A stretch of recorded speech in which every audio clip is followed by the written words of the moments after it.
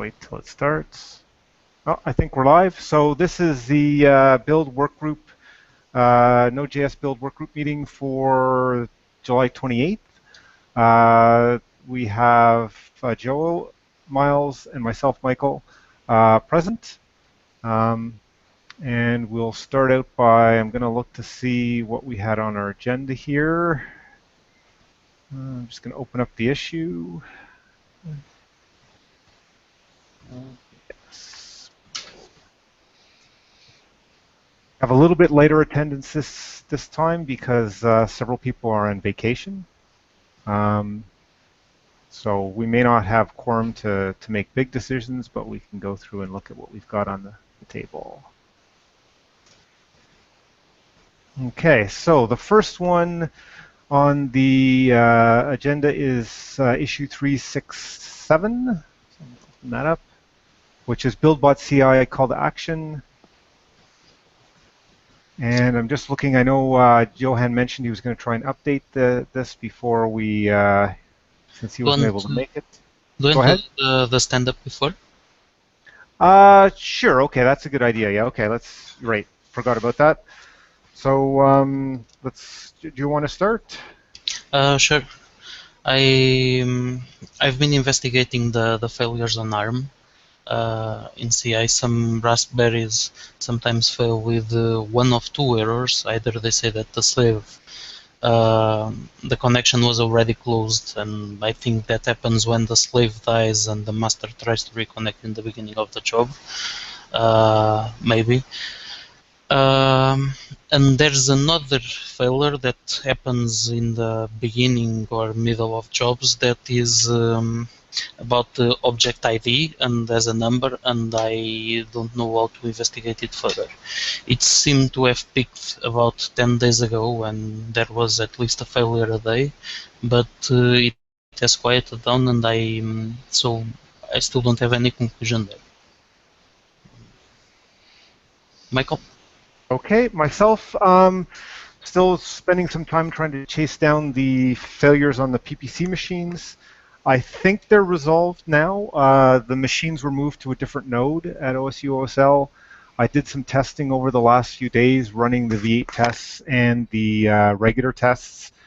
They seem to pass on the Big Endian and the newer Little Endian machine that I created as part of the debugging. So I've added those into the regular runs, and we'll watch those over the next day or so. Hopefully, hoping that's we're going to see that they're stable and things are going there. I think that's most of the build-specific things I've been working on.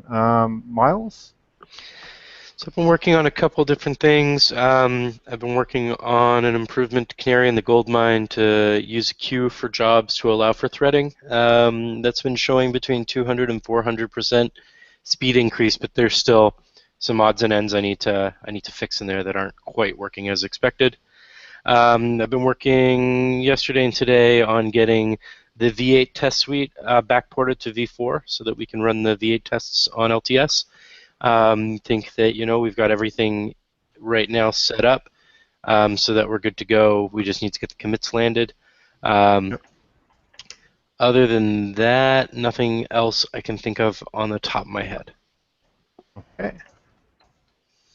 I'm just gonna, if you want to open up the minutes and maybe fill in your stand-up for the notes, that would be great. I'm just going to fill in mine before we move on.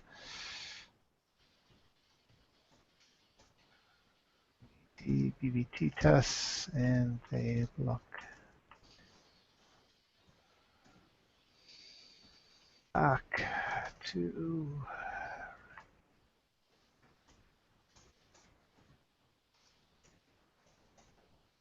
next. Okay. Right. So so having done that, then let's move on to the. Actually, let me double check the agenda just to make sure I didn't forget anything else. Right. So stand up. So then to the regular agenda. So let's go on to issue number 367. The OSX BuildBots CI call to action. So I'm just going to go see if there's any updates. Okay, so I think the last update was a while back, and I think Johan was really following that up with them. So I'm not sure. I think we'll just leave that one open until the next meeting where we can get an update. So moving back to the next thing on the issue, rsync endpoint to mirror releases. So number 55. Going to open that one up. Okay, so again, I'm going to see if there's any update on that.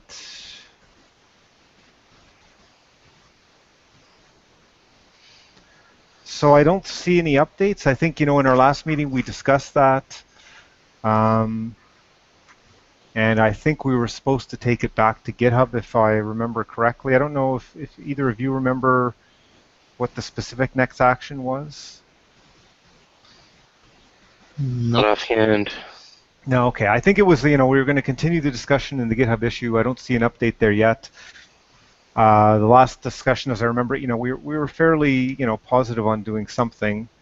It was just a matter of, what we could come up with and how do we sort of communicate that it's not necessarily something we want to keep forever because it would be unencrypted. But I think at this point, we really need to wait until we have more of the key people who've been involved in that. 404, so run and deploy Node GitHub bot. So there was a comment from William that, obviously that's something that's important to moving forward on those things. And I'm just going to open that issue as well. Sorry, I'm going to find that one. So it's issue 404 for people who are following along.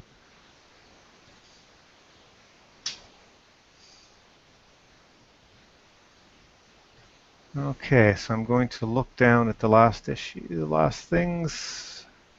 So I know from the last issue there was some discussion of, I think the main concerns was it was another vector for running code on the infrastructure, and so understanding the scope and risk of that was kind of the next step. I can see that Johan has added a number of comments. I'm just going to read through to see if there's anything that we should discuss specifically. Okay.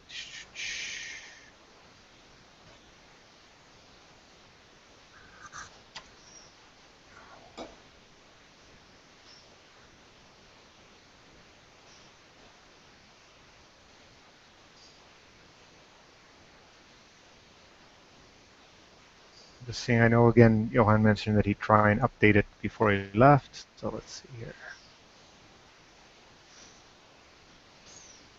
It says the bot hasn't, okay, so there's some discussion that the bot hasn't needed to authenticate to Jenkins.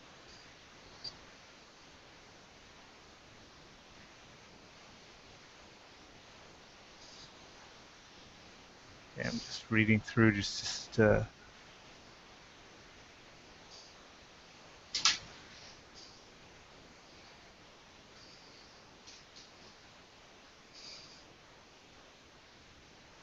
okay, so it didn't sound like that necessarily elevated Jenkins access was required. Just thinking in terms of next steps, if there's anything we need to do versus, Johan continues to work along that.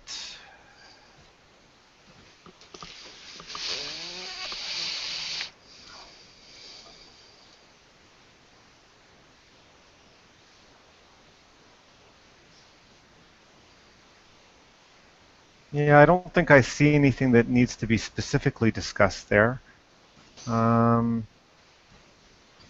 think maybe, yeah, we need to, when we have more of the build team in the meeting, hopefully next time we should, discuss if there's any other specific concerns or whether things can just move ahead. Possibly we should talk to William and see if that needs to be expedited as opposed to just waiting for the next meeting in the next few weeks. But I don't know if, what do you guys think? Is there anything else we should talk about on that front now? Joanne has been following it, and I personally don't think there's anything I want to discuss there. Yeah. Yeah. Okay. Yeah. I don't know that there's enough context for the rest of us to push anything forward, or to even know if there's anything that we need to push immediately. Um, but I guess we can reach out to Joanne and William just to see after this meeting, because I feel a bit bad that we can't, you know, give the yay or nay if there's something that we're standing in the way of. But okay, let's move back to the agenda. So those were the issues that were on the agenda in terms of the workgroup agenda. And I'm just going to look through the comments to see if there's anything else that people wanted to add on.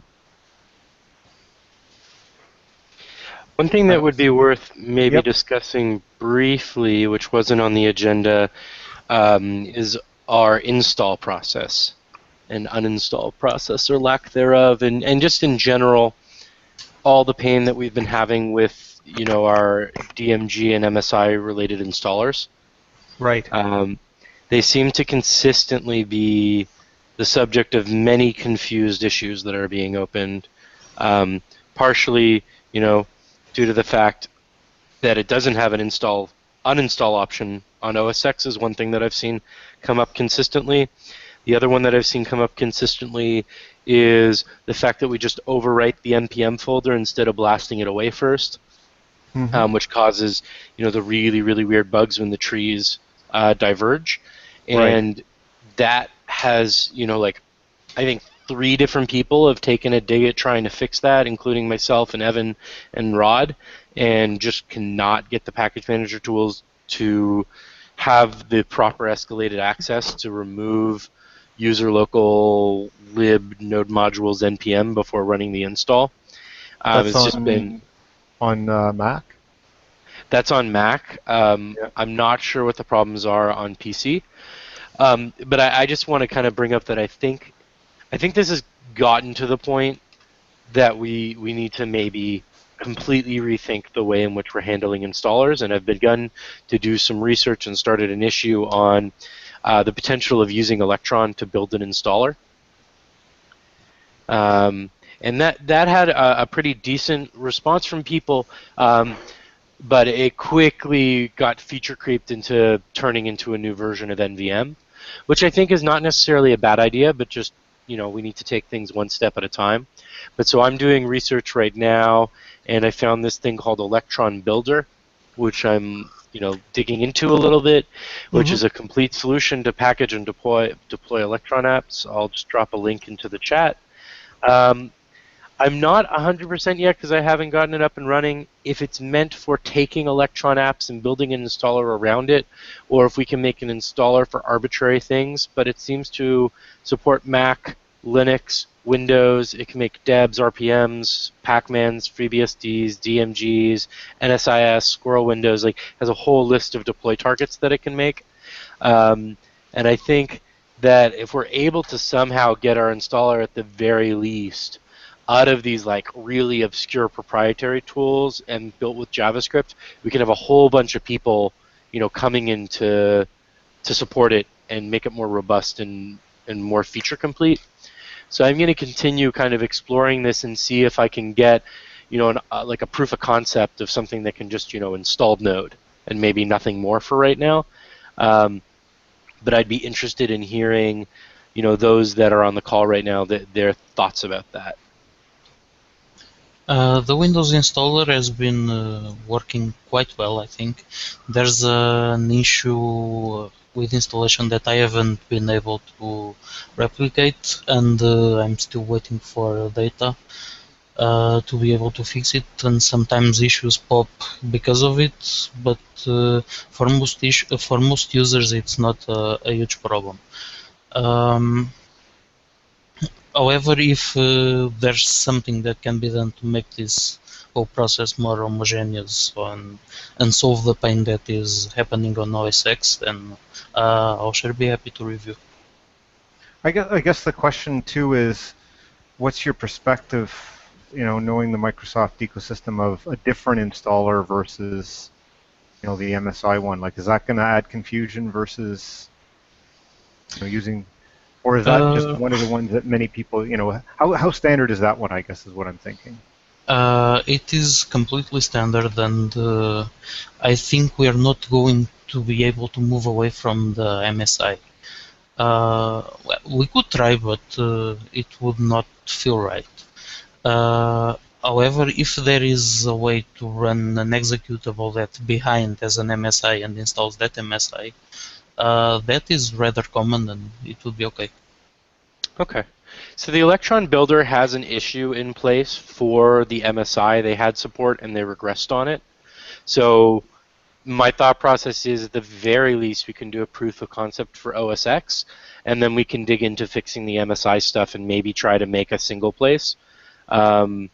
I know on Windows I've been seeing people posting issues with like the installer just failing and then them not really knowing what to do.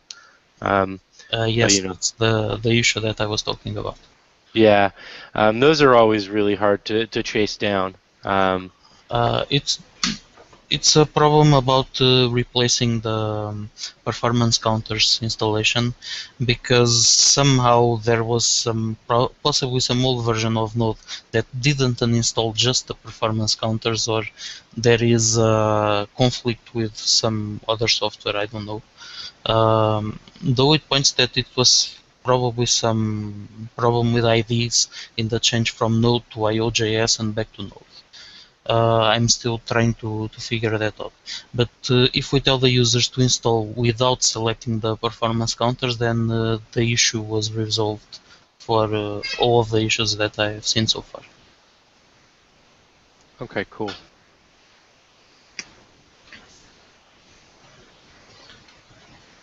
Right. Okay. So, is there have you seen some indication that the Electron installer gives you easier ways to work around the elevated access? To be honest, I have not dug in far enough for that. Okay. I think the big thing for me was mostly just seeing how much pain people were having, and the fact that like the package utility that we're using right now is actually like deprecated. You can't even like download it from Apple. We have to like get it from a really old version of Xcode utilities, Okay. which is less than ideal. Do they have a Um, replacement or? so there is a replacement, and Evan, I think it was either Evan or Colin opened an issue with an attempt at using the installer with the new version of whatever it is, but they weren't able to get it to work. And there's 2 or 3 different issues or pull requests that are open, or there's one that's open. There's 3 or 4 that have been opened. Most have been closed in kind of giving up to try to fix this. And it just seems to be a constant blocking point.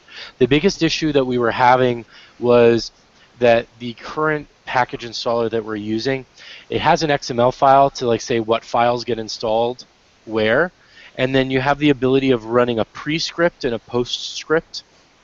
And the prescript and the postscript, like the postscript, for example, is what's used for copying a bunch of the assets. And the prescript, we just, like when I was trying it, the prescript just wasn't running at all. And in the new version of the utilities, in the latest pull request, when they were trying to run it, it just wasn't running with escalated permissions, or if root or wheel owned user local, everything was just blowing up. So that was kind of problematic. So in the next week, I'm going to dig into this installer and just see what kind of options there are. Yeah. I think it's one of Sounds those good. things. Well, it's always tempting to replace something which we don't know, but then those things have also probably gone through a lot of sort of growth over the years, right? Mm-hmm. Yeah, Anyway, so it's hard to know what the appropriate thing to do is. but it sounds like learning a little bit more about what can be done there is not a bad thing, anyways. It's my thoughts. Yep. Exactly. Okay, and On go OS ahead. X, there seems to be something that could be improved. So it sounds good. Yeah, and I don't know about, what if you guys, for Linux and stuff, do you think we need installers there? Well, I mean, so it goes in a couple different directions. I don't think that we necessarily need an installer. But I mean, if we can deliver a deb or an RPM or like whatever, I don't see that being a problem. I've seen issues opened up where people are like, I'm on Linux and I downloaded the tarball. What do I do? You know? Yeah, I was just Although I curious guess, how much of a demand there was, because like for me, I'm perfectly happy with the zip, but I'm yeah. curious if we have a zillions of people saying, "Hey, we want something more," then yeah. Yeah, I guess like on the same side too, though. I mean, like if someone's having trouble figuring out what to do with a tarball on Linux, they're probably going to need just as much help figuring out what to do with a deb. So, Possibly. Yeah. so it's probably a moot point. Um, the thing that I like the most about this approach, though, is that even if we can use it to just solve the one pain point that we're having right now, which is OSX, I like the idea that we could solve that pain point and then open up a whole bunch of opportunities and potentials for us to explore. Instead of where we are right now, which is like every time we want to try to do something, we're like limited by the platform instead of, enabled by the platform. Yeah. Well, there's certainly some attraction as well to having one that will run on all platforms, right? Because Mm-hmm. now I guess it's then to make sure that now Electron does it have any prereqs besides Node? Like, for example, is it going to require, say, Chrome on all the platforms, or No, it's completely self-contained. The one right? Okay. potential issue with it is that I believe a Chrome, like an Electron deploy, is going to be like 100 megabytes. Right. Okay. So you're making it significantly larger. And then that's where people started saying, oh, well, maybe we can make it something that's self-updating and you only have to download it once and it can update your nodes for you. And that's how it slowly creeped into like an Yeah. NVM replacement. Right. It can get quite complicated. Yeah. Um, and that's also like a place where it may be problematic because, like we're talking about a 4 to 5x growth in size for just like the base package there, which, you know, is kind of inappropriate in my opinion. But if we can make it that people only need to do a one-time download, then maybe, maybe it could be better.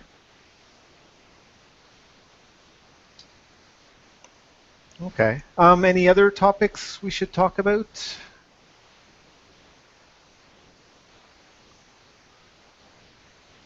Nothing that Guess I if can not, think of. Nope, I okay. don't have anything to add. Okay. So I think we'll call it a short meeting. We only have a small subset of us anyway. If Miles, you can just update what you've done in the stand-up of Yeah, the. I just need permissions to edit the file. I sent a request for it. Okay. Uh, It I says view guess. only. Okay. Well, why don't you just send me what you want me to add, and I'll add it. Okay, sure thing. Because I'll just then take this and put it into the minutes and submit a PR for that. Sounds good to me. Okay.